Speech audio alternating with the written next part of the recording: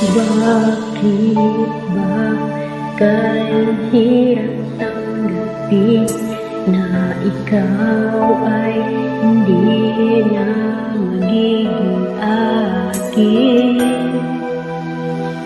Sa lahat ng bagay sa mundong ito, wala nang hihigit pa sa pag-ibig mo.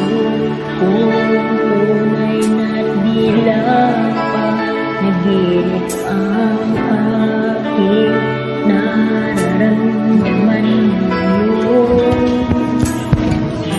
Hanggang kailan kaya maglulumbay ako nang wala sa piling mo? Hindi